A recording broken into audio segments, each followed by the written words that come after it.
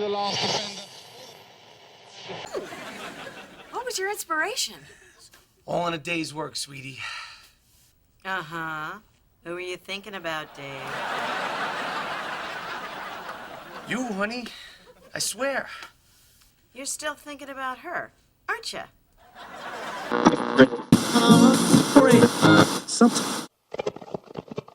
They've had diarrhea all morning, in addition to abdominal cramps and excessive flatus. We farted the whole way over here. Pipe down, Palmer!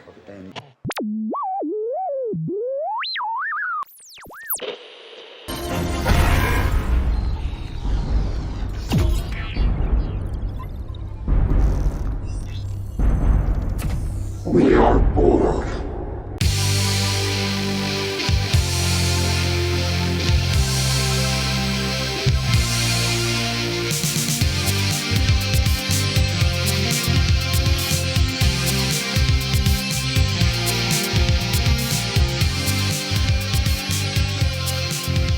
This is Complete Disarray with Jamie Ray. Streaming may be all the rage, but he still enjoys flipping the laserdisc halfway through the movie. Now here he is, direct from the Plastic Microphone Studios, Jamie Ray. All right, and welcome back to Complete Disarray with Jamie Ray and Super Gus. Yay! Yay! It's Super Gus! We are once again delving back into Star Trek Picard. We're in Season 1, and we're going to talk about Episode 8, Broken Pieces. Yes. But before we do that, how you doing, Gus? I'm doing good. Yeah? Yes. Works okay? Yes, it is. You know, it's finally getting cooler. Yes. You know, after this summer, which was Too hot. Yes, it was way hot. So we are actually recording this today during the solar eclipse. Yes. How cool and spooky is that? And I don't know how many of y'all will get this reference, but I do not look at the solar eclipse because of the Day of the Triffids. I love the Day of the Triffids.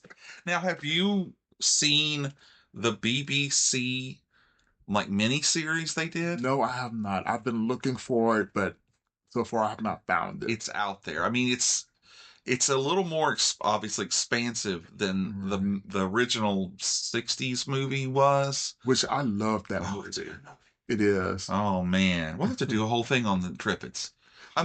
We should find the BBC one, and then you and I'll do back-to-back watches, and then we'll just sit down and talk about those. Okay. Triffids are awesome with their big flap across the face that would blind you. I'm like, that's some killer stuff right there. Awesome movie. Now maybe we could train the Triffids to be our friends in case the killer tomatoes attack. And then it was vegan war. Oh yeah, that would be so I love funny. that you laugh at that. I just it's so funny. Just the idea of it. Triffids versus killer tomatoes. Okay. Well, let's get right into it. We, again, are talking about... Okay, so last episode ended with a lot of cliffhangers. Yeah. Okay? You had the nice kind of cliffhanger when Soji and Picard have met with the Troys, and, it's kind of a feel-good finish, and she's got her path forward. But at the same time, you've got Hugh and Elnor on the Borg cube that does not quite end well. No, it did not. The murder.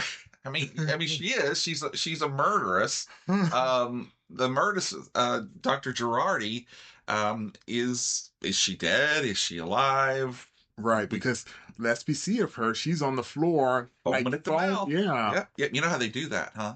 Alka-Seltzer? Yeah. I'm sure they make something now for it, but that's what they used to do was Alka-Seltzer. Yeah. So no CGI there. Yeah, but plenty of Soji. Soji. Anyway, hey, they can't all be great. Yeah. So we we open up with one of their their famous flashbacks. Yes, 14 years prior to the events taking place. 2385. Right, on the planet Aya? AIA? AIAIO, the Grief Worlds. Yes. And we see Commander O addressing a group of Romulan agents who all seem to be female. I didn't know if before that point it was ever even mentioned or thought of that the Zhat Vash was female, or if this is only a particular part because they're the ones that go through the admonishment. Well, you have to think about it. I mean, there has to be more than just Admiral O. I know. I agree with you, I but mean, are there more? Are they all female is what I was trying to say. Because all of the people there were all female. Right, and I did notice that.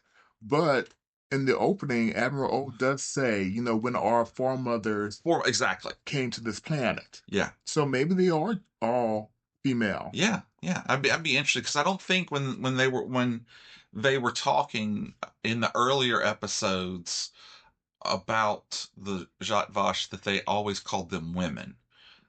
It was just always a they or shadow people. So anyway, this is kind of makes me wonder. Did we just not catch that? If it was mixed, why wasn't Narek invited to join? Exactly. Because you would think as siblings, he would have been eligible. I'm not sure how Admiral O, recruited these women. Yeah. So maybe it has something to do with, some genetics or something. Yeah. Well, she's got her aunt, auntie who's there. So yeah, let's go with the fact that they're all women. Okay. Sealed. Boom. Stamped on it. Moving on. And she tells the group about the absolute devastation that was caused in the past, and that this cool little glowy hula hoop thing in the middle called the I cannot say this word, abdomation. The admonition. Yeah, admonition. Admonition. Nition. Ammunition. Oh no, sorry. And so she pretty much tells them, "Hey, grab hold and see if you survive." Yeah, because some of you are going to go mad. Yeah. And sure enough, one of them shoots herself in the head. Another beats her own brains out with a rock. The other claws her face. Mm-hmm. With that big green. That was pretty interesting, actually. Yeah. And then you've got her auntie, who basically starts pulling her own hair out. Yes. So, interestingly enough that she survived it, but went crazy. I wonder if any of the other people, because you only saw 3 of them killing themselves. We don't know if she went, if she got her mind back after that. Yeah, we don't, because then the Borg got her. Right, because, it may have just phased her because Larissa was kind of like out of it herself. Yeah.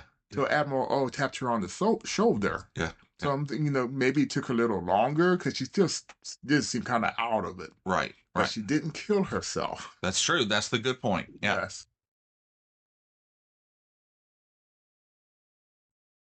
Wow. So I love that she walks up behind her. We have work to do. And then I kind of hear the A-Team theme in my head, we've got to go to Mars.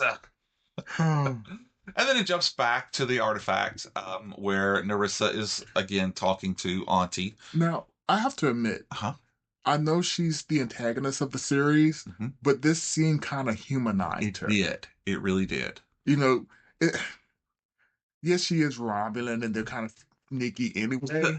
Exactly. But it showed, she was doing things for a reason. Right.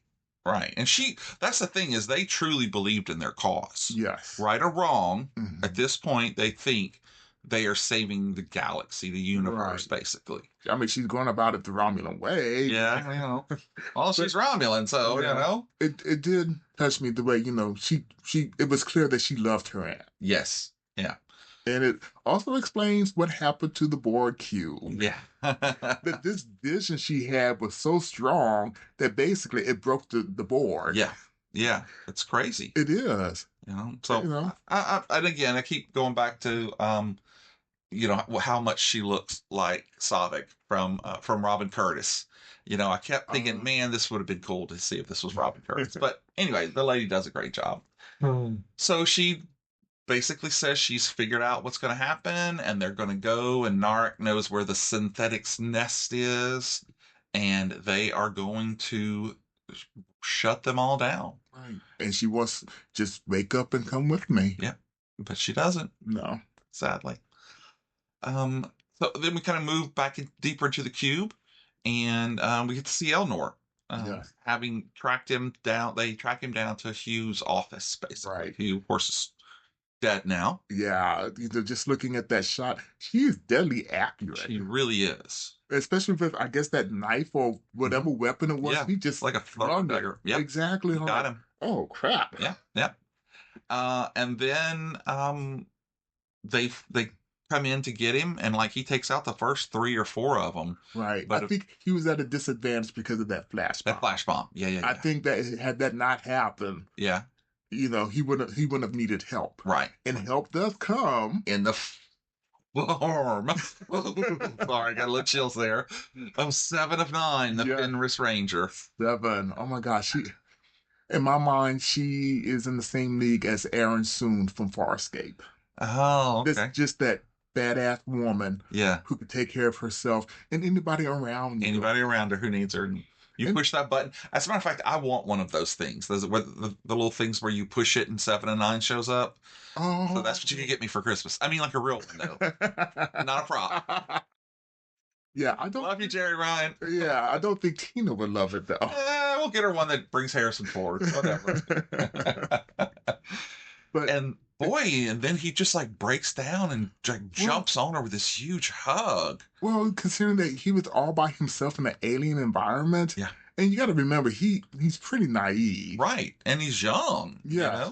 And he's not opportunistic. He literally goes from one lost cause to the next. And he's got to know that he was at this point almost at the end. Yes. This was almost done. Right. And then she shows up. So I love that. And having watched the rest of the show now at this point and going back and seeing how those relationships build, I love that little one scene. Yeah, but she's just comforting him. It's okay. I'm here now. It's gotcha, boo. It's so her. It was her character. Like on Voyager when she was with the way she interacted with Naomi Wildman? Yes. You wouldn't have thought it. No. But, it just shows she does have a human side? Yeah. Maternal? Yes. Mm-hmm. Just like with the 4 Borg kids that they rescued. Right. Ichib being one of them. Yes. Yeah. Moment of silence for Ichib. Oh, that scene. Yeah. Where he's getting his parts taken out. But that was another episode. That's another episode. We've already talked about it. But I just found that scene where he hugs her and she's just comforting him. Just, it tugged at the heartstrings. It was a great scene for sure. So then we jump past the ever-present credits to on board the USS Van Halen, where Picard and Soji just beam up, and Captain Rios is stunned. Yes. I mean, he can't even. Everybody's muffled. Right. All he sees is Soji. Right. And you're like, what is going on? Yes. It's just, I don't know. I mean, in hindsight, I know what it was, but just in that instant, it was just like he just had this shell-shocked look on his face, like he'd seen a ghost. Yes. Thank you. So Picard's trying to get his attention, and he's just so out of it. It's finally like Rios. Yeah. Huh? Yeah. Exactly. Yeah. We've got to get to DS-12, and we get there now. And Rios's response is, "I'll take you there, but then I'm done." Right. Which was a complete turnaround. So you're like, what is going on? But we're about to find out. Yes, we are. So they get off on the wrong foot a little bit, because she runs into our favorite character, Raffi, one of our favorite characters today, who pulls a gun on her. Yeah, that's saying a lot. Yeah. I mean, she just met this woman, but can you blame her after what happened with Jurati? With the last person, exactly, that Picard brings on board. Yeah, it's not JL's best day. No. Again, you can't blame her because he doesn't know what's happened. Right. He doesn't know that she's the one who killed him. We know it, and we know why. Yes. But they don't yet. So all she's going on is, you've brought us one possible Tal Shiar spy. Oh, which is the funniest line. So they make peace and then go to the sick bay where EMH, which I love the hologram characters. He's like, yeah, she turned me off. Like, okay. Oh yeah, he just ratted her out. Yeah. And basically, but Picard is stunned. I mean, he just can't understand what they're saying. Wait, are you telling me she killed him? No, she was just upset. No, she killed him. Right. So he's kind of figures out, okay, well, before we do anything, I've got to go rub it in Clancy's face that I was right. Yes. So one thing I will notice, I did notice, is they dropped the F-bomb not once, not twice, but 3 times in this episode. And I'm like, oh my God, yes. So she drops it here. Right. Jurati drops it when she's saying, you were pretty much like a family, a crew to me. And then she F'd that up. And then near the end of the episode, somebody else drops another F-bomb. Oh. And I'm like, my God. Well, yeah, I'll get the 3-for-1 special from the word store or something. So then he gets on which I love these hologram chats with people. Considering that they are light years apart, it always amazed me how clear they are. But I guess if you're in the hologram, the holo room, the holodeck, the holodeck, I guess it makes corrections and whatnot. Well, and the other thing is they probably have her image already stored, so.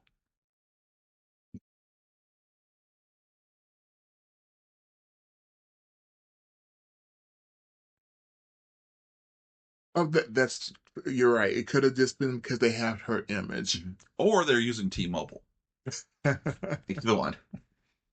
So and then Picard hangs up and he's like a booyah, which was totally uncharacteristic.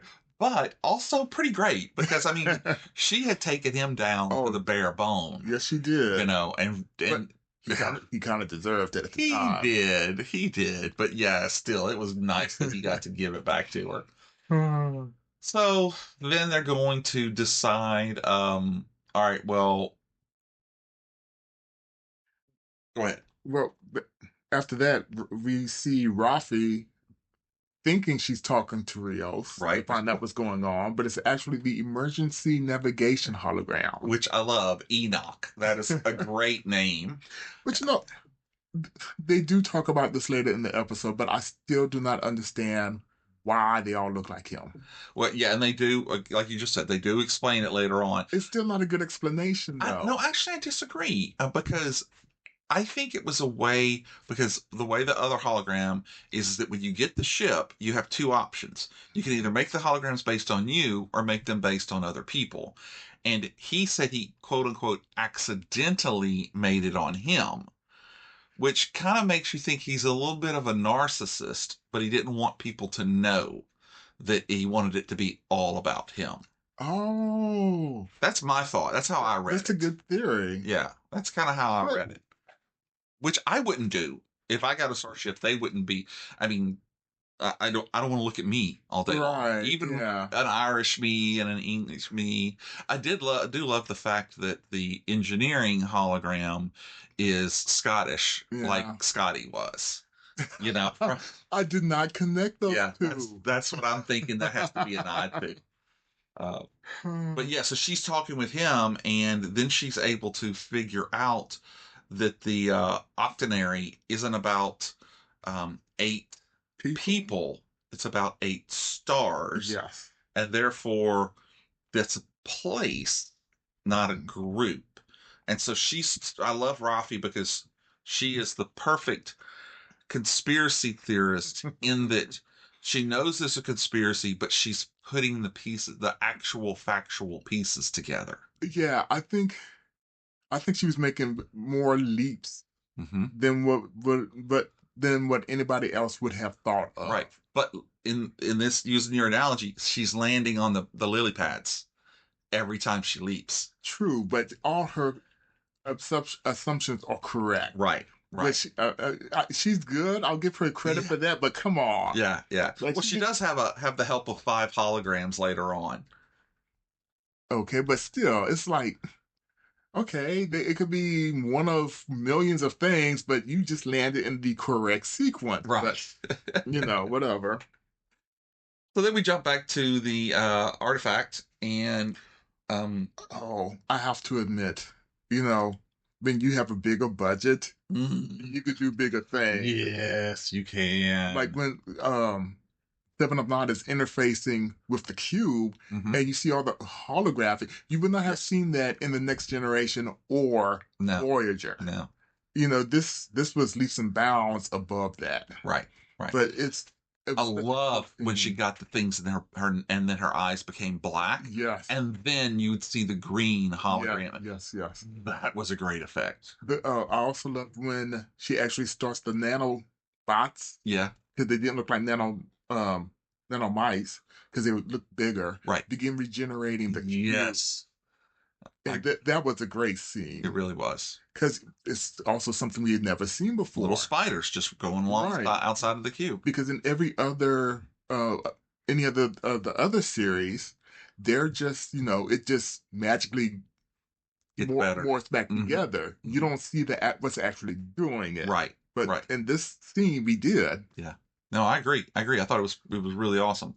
And then we're going to get back to that after a little breakfast of eggs and bakey back on the USS Van Halen. No, I have to admit, the whole jumping back and forth. It gets old. Yeah. I'm sorry. I didn't mean to jump in there. But it kind of breaks. Okay. It kind of breaks the mood, or what we're going with, the mood they're setting up. Yes. First, I have to admit, I loved all the scenes on the Borg cube. Oh yeah. Because I feel like that's giving us so much more background information and so much more drama. But then when we go to Picard, I feel like it just slows down. I agree. And you and I have had this conversation before, and we'll have it again. Yes. Because it's something that they love to do. Yes. I don't know why.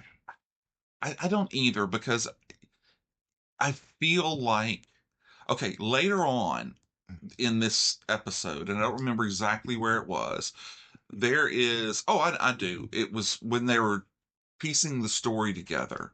They're jumping back and forth because different people have different parts of the story. I thought that was excellent use of it. Okay, it was. But when you're all hyped up and the Borg are coming and all that, and then you jump and they're sitting there eating eggs and talking about, well, I don't know if I really like eggs or if I'm programmed to like eggs. It's just, I'm like, shut up and eat the eggs. It's jarring in my mind. Yeah. I would not have minded if they had just done all the Borg shots all together, then gone to the La Serena, USS Van Halen, or vice versa. Right. I think they could have, except for that part where they were going back and forth with what actually happened. I think that I understand the jumping, but I think the segments are too small. I think if you had longer segments and fewer jumps, it would be okay. I understand the transition of we're building these 2 stories and they're going to come together eventually. Right. But I mean, you only get a couple of minutes and then boom, you're back over here. Exactly. And then you're just getting into it and then boom, you go back. Right. So, and honestly, the next part was really boring. I mean, do you think Data loved you? I don't know. Or do you think I'm a real person? Yeah, I'm a real girl. So anyway, but still on the Rios, we get to see Raffi meet another hologram. This is the one, Ian, that I was talking about, that the emergency engineering hologram, who has a Scottish accent and calls her Lassie, like Scotty used to do. So I think that was a great nod, and they do so many of those that it actually threw me later on. And when we get to that, I'll point it out. Okay. But they lay some nuggets, and sometimes I'm like, oh, I know what that is. And it's not. So, But she's now starting to understand that each one of these holograms holds a part of the story of Zhaban. Which I didn't honestly understand that. Did he think that somebody was going to interrogate them later, so he just split it up the information? Okay, I'm with you, but I kind of took it with a different question. Did he think someone was going to interrogate him? And if so, why didn't he wipe the same information off of all 5 of them? Oh. Did he want to leave the clues so that if somebody needed to, they could figure it out later? Right. Because it doesn't make a lot of sense. If I've got a file on my laptop and I've got a file on my computer at home and I don't want somebody to find it, I don't delete 2/3 of it over here and 1/3 of it over here. I delete it the same. Right. So that maybe it was insurance. I agree. That could have been part of it. Was that he wanted it to be there for someone who, if he wasn't around, or whatever. Let's face it. He just saw how ruthless Starfleet could be. Exactly. Now that wasn't really Starfleet; it was Admiral O, as we find out. Who Actually, it was Starfleet because Starfleet let us down. I'm sorry. I've been saying Admiral O. It's actually Commodore O. That's true. It's Commodore. I'm sorry. I got confused. Yep. That's I'm going to give you the back of the hand when we're done with the episode. No, I agree. So I do think there's something to be said that maybe he knew that no one else knew why his captain had killed himself. Right. And so he wanted to leave the clues there in case it ever had to come out. When you say it like that, it does make sense. Yeah. Because I was wondering, why don't they all know, or why do they know in the first place? Right. I mean, they would have had to actually have done a memory or scanned his memory or something. I think they talk about the fact that when they make it, they do some type of scan on him, but that's a deep scan. Exactly. I mean, basically, they know all your personal secrets. Right. Which, if you don't think your ship's ever going to get taken over, it's fine. But there's strangers on the ship and they're asking my holograms. They figured out that if you tickle my toes, I'll give up any information. But it was interesting. Yeah. So Raffi goes in and she, like I said, she's pulling all of this stuff together. And the weirdest hologram on the ship, Mr. Hospitality, just all up in her personal space. Yeah. Which was on purpose, obviously. Well, he did it because he did it to Picard. Yeah. When he first got on. I'm surprised Picard did not tell him anything. But ever the diplomat, he kept his tongue. Yeah. And so he's telling her how, all right, well, the captain needs a confidant. Or as he said it, a confidant. Yeah, he's just weird. Yeah. Just weird. And if those are representative of his own personality, you've got to wonder where that's coming from. True. And so we then get to see Rios inside his cabin at the going through an old chest of the Majid. I can't know how I'm saying that. Yeah, another weird name. Yeah. I start, it's already hard enough to talk English, but when you give me all these weird names, and I'm like, oh, forget it. That ship. Yeah. That's how we just refer to it as. I did love how he had a bunch of his old stuff in a cigar box, because I don't know about you, but when I was growing up, my grandfather smoked cigars. So that was one of the pride things, is that if you could get his old cigar box, we would take one little, what do you call those? panel nails. They're thin and they're kind of long, and so you'd put it through the lid into the wall of the cigar box, and that would be like the latch that you would use, and you'd put all your secret stuff in there, you know.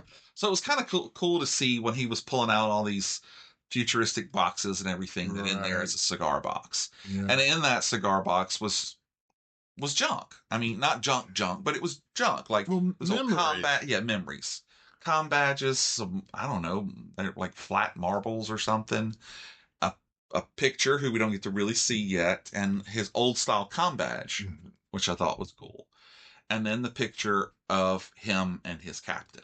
Yeah, I'm wondering, was that CGI'd, or did they just, have him shave his beard and mustache? Yeah, I don't know, but here's where I thought that they had dropped an Easter egg.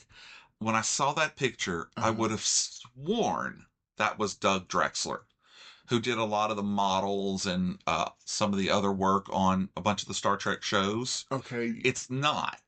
Yeah, I'm about to say I would not know, because I had no idea who did it. Yeah, I follow him on Facebook, so I see a lot of him because I think he made like the Orville model and Really? a bunch of starships and stuff. So it kind of looked like him, but I went and looked it up, and it's not. It's another, I believe, a Hispanic actor who was on what was that show with Terry Hatcher and Desperate Housewives? Okay. And he used to play baseball too. I never saw the show, so I can't. Yeah, me either. So anyway, but I did have to go and look it up. But still, it's such an awkward looking picture of Rios. He was like, "Oh, take my picture." Well, you got to think, he thought of the man as his father. So Yeah. he probably just let his guard down and wasn't worried about how he looked. I think exactly that's what they were trying to do. It's because you're seeing a Rios who we don't see. Right. This was before the stuff with the suicide, before the stuff with the yeah. murders. He's a different person now. Right. He was happy. He was jovial to be with his quote unquote father. Right. So I thought that was a really, instead of just like a picture like of them just standing together. At attention. Yeah, So I thought that was a great one. But Alonzo Vandermeer was the captain's name. Which in my mind sounds Russian. I know, but I don't think it is. No. So then we jump back to the artifact where Seven is. She is waking up the mini collective after she's decided that it's better for them to be awake and fight than to not be part of a collective and to just die. And as she's waking them all up, we're going to see she has got to how's she going to do? She's grappling with the fact that she's going to be a queen, but it's a mini queen. Right, of a mini collective. Right. And Eleanor was like, well, look, we can get them and they can help fight for their own lives, and then we can release them again. And then you start getting this weird voice from Seven. It's like, if they want to be released, or if I decide to release them, or whatever. And you're thinking, oh, crap. Is it that quick that she's gone over? Well, you got to think. I mean, the Borg, the collective has such a hold on both her and Picard. Mm-hmm. The last episode when Picard, a couple of episodes ago, when Picard boarded the Borg cube. Yeah. That wave of panic. Right. Yeah. So, out of all the enemies in Star Trek, I think the Borg are the most, how do I put this, nuanced? Yeah. Maybe. Okay. There's just a lot there. Yes. A lot to unpack. Right. But yeah, she's debating whether she wants to do it, and if she does, will she be able to give it up? Right. So then we jump back to the holodeck study, and Raffi has gotten all of the 5 pieces together. And I love the one who just he's so drunk.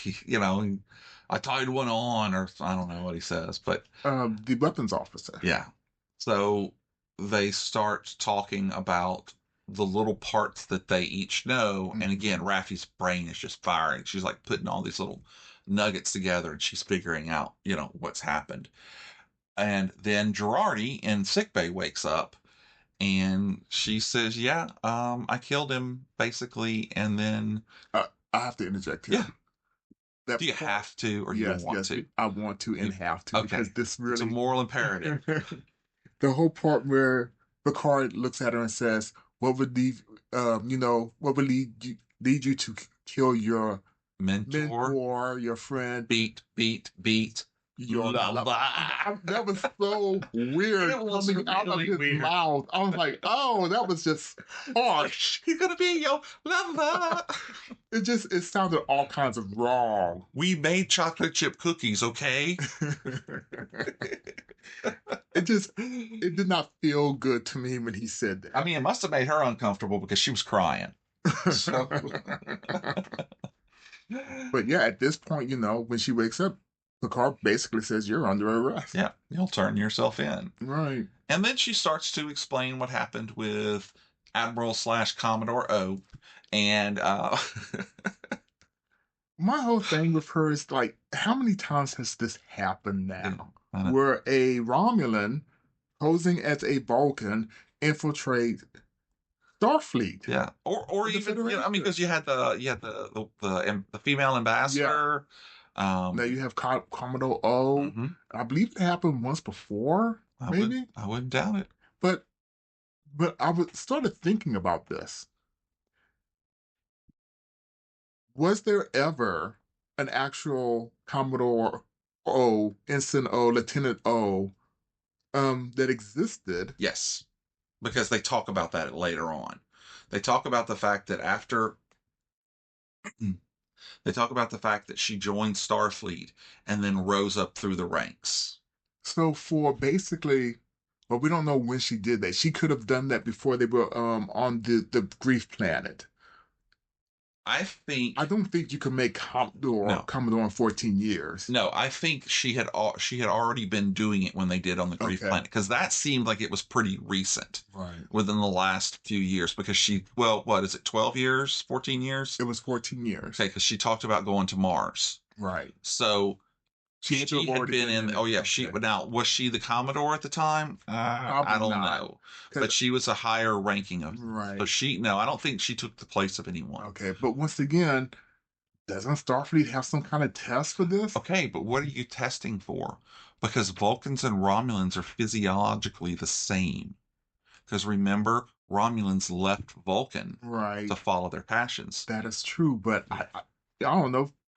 Actually, go to ask Vulcan if they have records on this person. That's true. I agree with that. But so let's say that they did that, and that there had been an O, and she killed her and took her place.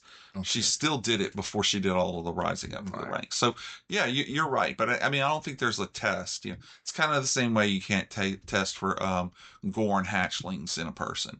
You're just not going to find them. Right. How you see? I've been watching it. I've been Strange New Worlds. I've been watching it. I guess you got to kind of think you can't just like single out the Vulcans for this test either, because that'd be like stereotypical. Yeah. Stereotyping them. Right. So I guess my better judgment, you just have to take them at their word. So, did they even ask her if she was really a Romulan spy in the entrance exam? I think that's a question they need to put. Just like with Taurus on The Next Generation. Mm-hmm. What was it? The episode Figurehead? Or no, Drumhead? Drumhead, yeah. Yes. Which was a good episode. Mm-hmm. But I digress. Okay, so she basically tells her about how O put the poison in her brain. And I loved this part. She was really good at this. Yes, part. I loved the way she described it, the poison in my brain. Right.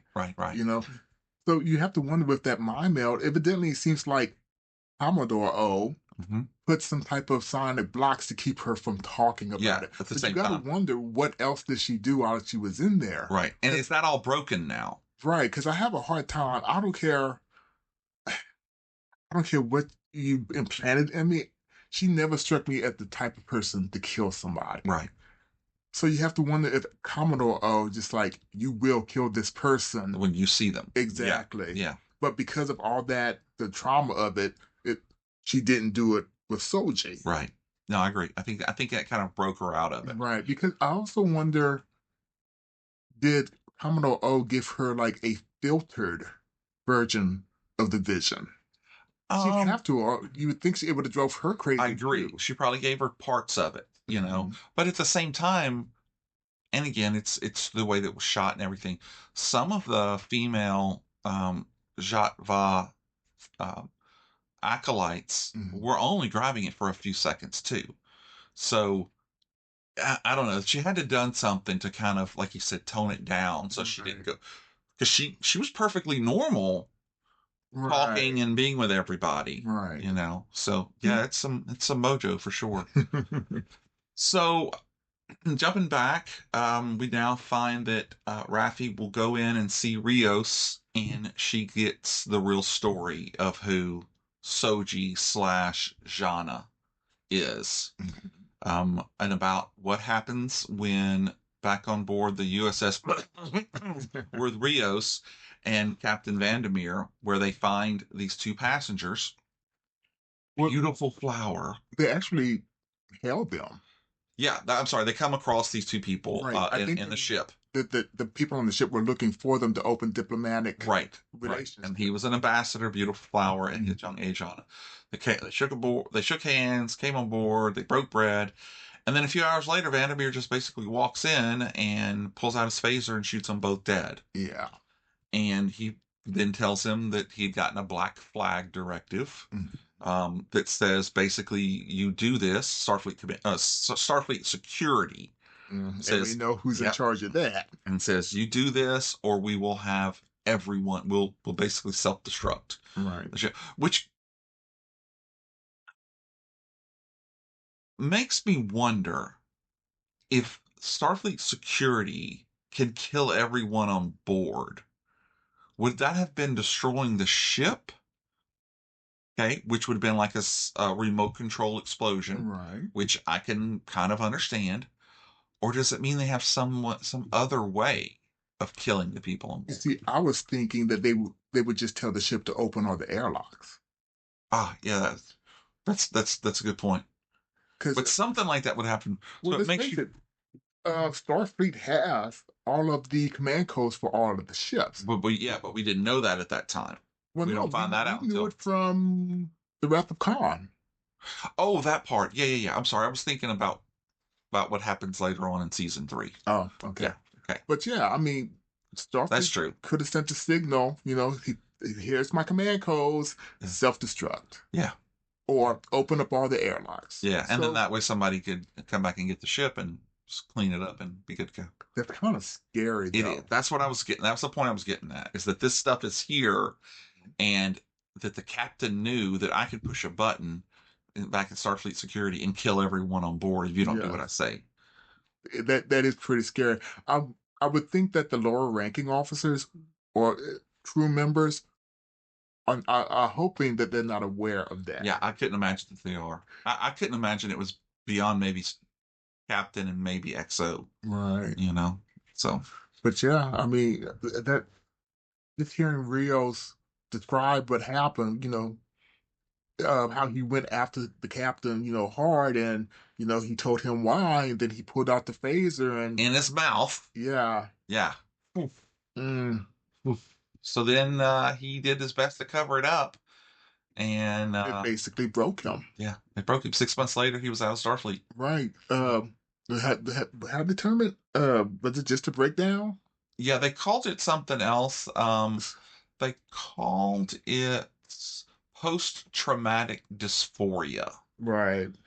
Well, I guess seeing your commanding officer commit suicide in front of you. Yeah. Well, after he watched that same officer just cold-blooded murder 2 other people. Mm-hmm. Yeah, I guess it's understandable. Yeah. So only upon the second watching did I catch the fact that the drawing of Rios and Jana that he keeps looking at was actually drawn by Beautiful Flower. Mm-hmm. I didn't catch that the first time. So I mentioned, I knew someone had drawn it. I think that's kind of an Easter egg to Data. Oh, yeah. Data liked to paint. Yeah, that's true. I don't know if it was actually very good, but he did like to paint. Mm-hmm. And let's just say his art was abstract. Abstract, yeah. So this was what we were talking about earlier. This is a good use of jumping back and forth. So you jump in from him telling the stories to Jurati and Soji, and it's kind of cool to see Jurati. We know what she just did, but this to me shows that she's really broken out of this spell that she was under, because she meets Soji and she sees 3 birthmarks on her cheek that look like a constellation, and she just it looks like she's looking at the Mona Lisa for the first time. Right. And which I don't know. I mean, if I was Soji, I feel like, stop staring at me. I'm not a puppet. I think that's where her question of, am I a real person? Am I standing in front of you a real person comes from? Because I would feel the same way. You're not seeing me. Right. You're seeing my mechanics and my paint job, basically. Exactly. Yeah. And so I wondered if they were going to be, at odds now. But then later on, you see, in just a minute, you see Soji very gently helping Jurati come in so that they can sit down and have their big talk. But before they do that, we see Narissa, this was a cool scene. She's talking to her Centurion. Yeah, well, we've got to find them. So you know what I mean? Roger, or whatever. Turns around and the XBs are just like coming out of the woodwork. And this scene reminds me straight out of Day of the Dead. You know the scene I'm talking about, right? Where they grab the crazy colonel and all the zombies attack him and they grit down and they're trying to pull him apart, and they do. That's exactly what that scene looked like to me. But I think you got ahead of yourself. There's also that scene when she goes in to kill all the XBs. Right. That's what I'm talking about. Is they're going toward the XBs. Okay. Right. Well, first there's that scene where she's like, we're killing everybody now. Right. She's walking around shooting all the XBs. Yes, that was a cool scene. Yeah. Oh yeah. And her gun fizzles out. She's like, bring me another gun. Yeah. Right. Then they're like walking a little bit further, and she's steady talking to the guy. And then the XBs come out of nowhere, like like zombies. Yeah. I did think of that exact same. It just reminded the way they're clawing at her. Yeah. And you could tell she's scared at that point. But then she finds her whatever so she can beam out. It's like, chicken back here. So anyway, I thought that was really cool. Now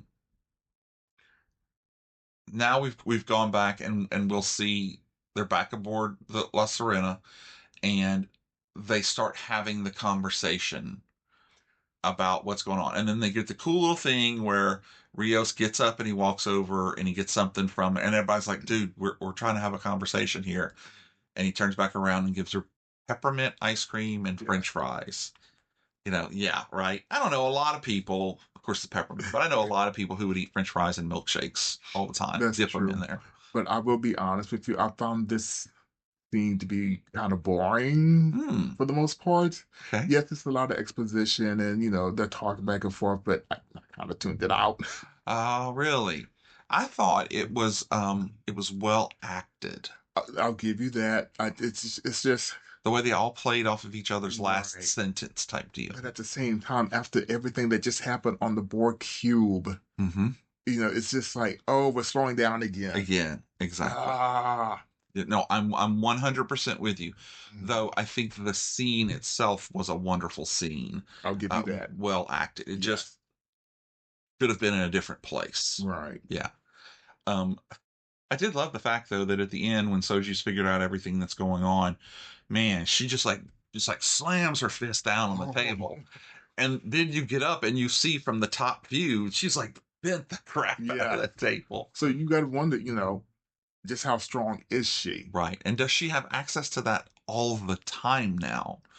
Because she didn't have it, until the first time that it kicked in. Right. When she freed herself from that room. So is it always available to her now? I would think so. I would too. Just that was the first time that it kind of made me wonder, Which honestly, I would not want to get close to her enough to her in case she gets angry. Exactly. And decides she just wants to snap my neck. We wouldn't like her very much when she was angry.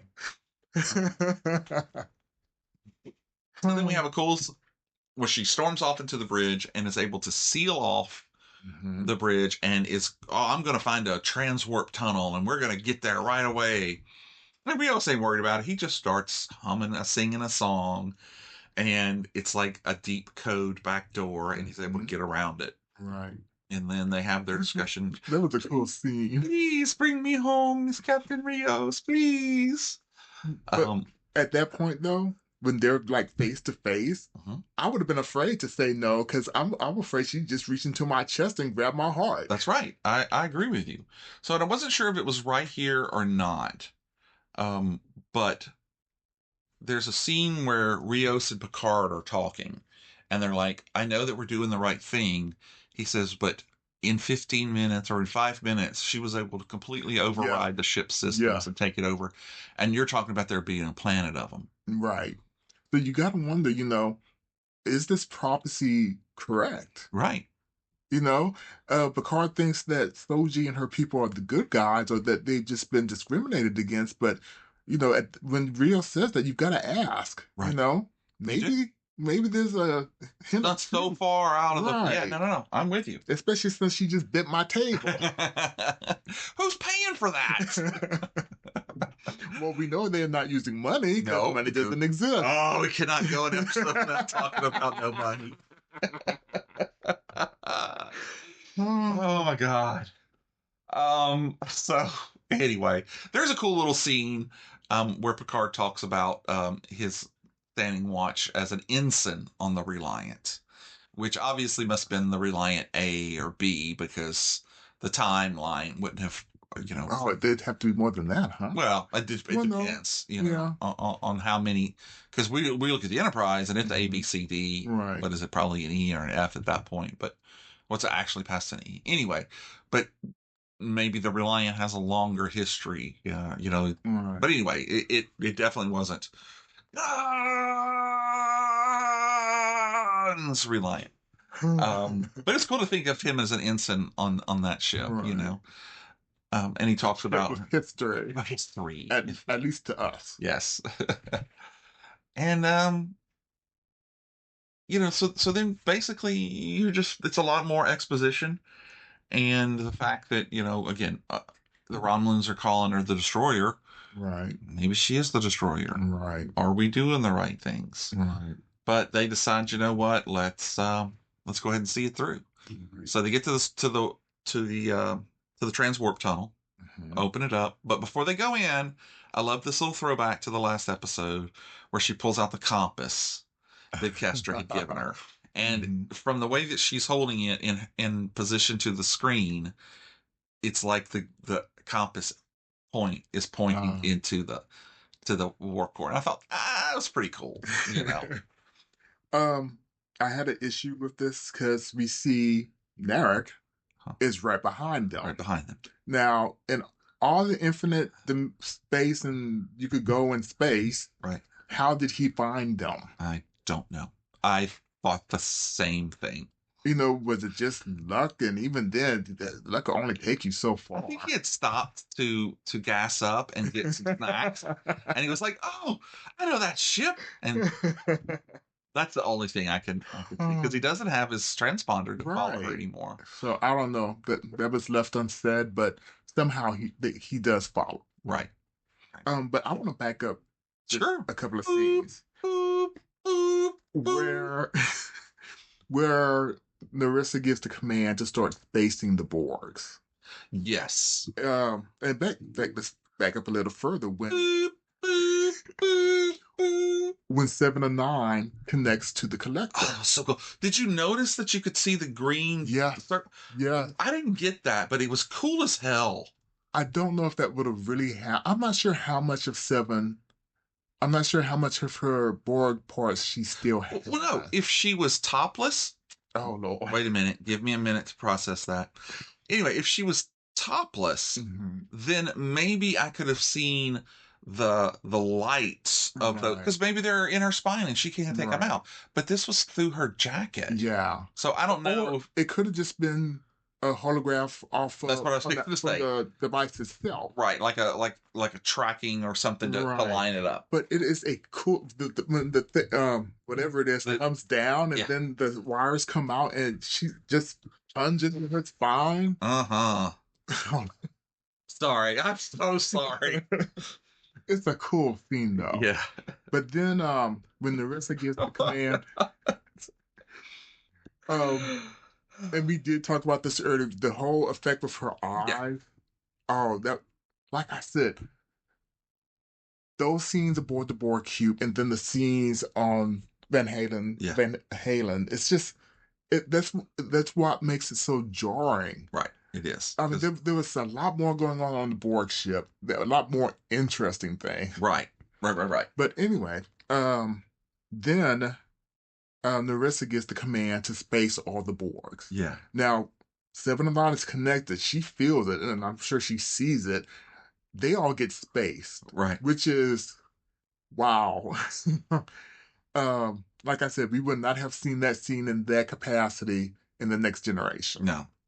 I mean, so it just goes to show you where they've come, how far they've come with CGI, because it looks realistic. Yes, and I'm assuming that the Borg's connection to the charging and all that stuff must be Bluetooth, because otherwise they would have been connected with like a cable or something and not get spaced. But well, anyway, that's when they go after. The XBs go after Narissa. Right. But she teleports away. And that's when 7 of 9 reports they're all gone. They've left. We've taken the cube. Yeah. I forgot about this scene. Yeah. I'm kind of curious, did Narissa's aunt go, where's she at? Did she stay on the cube, or did Narissa have her beamed aboard the ship? My thought would be that she's aboard the ship. Okay. That's just, I mean, not the Borg cube, but aboard a ship. Right. That's just what I would think if you're asking me. I don't know. I don't believe we saw it. We didn't. It wasn't there. But the reason I really like this scene is at the very end when Elnor. Yeah, Elnor, like, are you going to assimilate me now? It was okay, which was really funny. And I hope I'm not stealing any thunder from you. But when I heard that, to me, I understood that for him, that it was the fact that in his mind, the only way to save these people and to do this was for him to become a Borg at the end, and he was ready to do that. That's one take on it. Yeah, what's one take? I was thinking more like out of a child's sense. He was asking, "Are you going to assimilate me now?" Yeah, that's true too. Yeah. But he delivered it so well. Yes, But 7 of 9 looked at him and was like, "Annika still has work to do." I guess, could we say that at that point she was a queen, and that 7 wasn't responding, but Queen 7 was responding? That would explain why she says Annika. That's what I thought when I was listening to it. Or it could still be some... Or all of them were all connected together that was left. Well, I was thinking the remnant of 7 of 9 that still exists within... Oh, the Borg part of her. Yeah. Right. Yeah. Because... So many. Yeah, there's so many things it could have been. Right. But either way, she was like, no, we still have things to do. And it disconnects. Now, interesting thing... Okay, but no, I don't think it would be. I don't want to talk too much about season 3. Never mind. Oh, I've been tempted to, but I'm like, no, that's in the future. Can't talk about that now. No. But no, that was great. And again, his delivery was just very childlike. Yes. Or in my mind, very noble. Is that he figures I've done everything. Now I've got to pay my price. Either way, it was innocent. Yes, it was. He's like, either way it would have been. It was like, what's happening now? Yeah. No, it's a good point. Very point.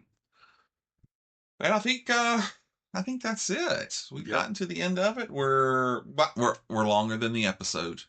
There was a lot to talk about. There was. This was probably the best episode so far. Yes. I really enjoyed Stardust City Rags, but in a completely different way. Right. Just the absurdity and the way that they played the different characters. And my thing, don't get me wrong, I love Picard, but I think 7 of 9 just adds something. She does.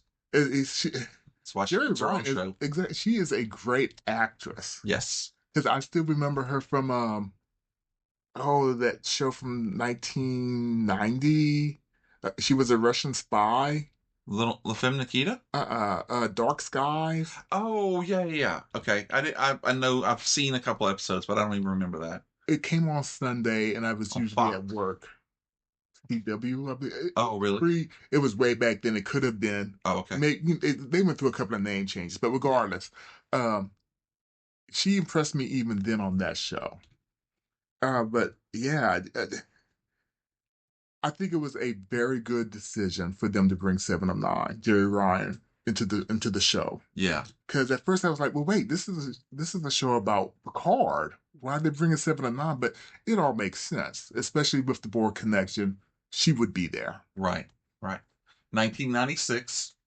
So that's when it was. J.T. Walsh, Megan Ward, Jeri Ryan. Well, the one scene I remember from her that still sticks out in my mind is they're in some base or something that they had infiltrated, and she's about to kill somebody. And like I said, she's a Russian spy or agent. And she gives a speech, and I'm going to massacre it, but I'm going to say it as best I remember. I am like the Siberian winter, cold, bleak, something. And they look at her straight in the face, eternal, and then she shoots. Wow. That's that one scene of her I remember to this day. So was she a bad guy? No. Oh, she was a good guy. Okay. Yes. And it was NBC. Oh, yes, it was. NBC. Well, I'm going to have to go and watch that then. And like I said, I probably massacred that scene, but you get the gist of it. Yeah, and it only had one season. Yeah. Oh. Like a lot of good shows. Yeah. How many episodes did it have? And she's not in every episode. I think more or less a guest star. It's only 20 episodes. We'll have to find that. Yeah, in my mind, nobody really wants to put in to a science fiction show. Yeah. It's just, it has to be an immediate hit or it's doomed to failure. Yeah. Wow. We should watch that. Do you have a copy of it? We should watch that. Like I said, I was working at that time, retail, so I was rarely home. I got you. To watch it, but I caught some episodes of it. Cool. Well, all right. Well, Gus, thank you for coming on. Oh, as usual, thank you for having me. It was fun. I love doing this. I always enjoy this. So the next episode will be season 1, episode 9, Et in Arcadia Ego, part 1. Part uno. Yeah, because this is leading up basically to the finale. And it goes crazy from here.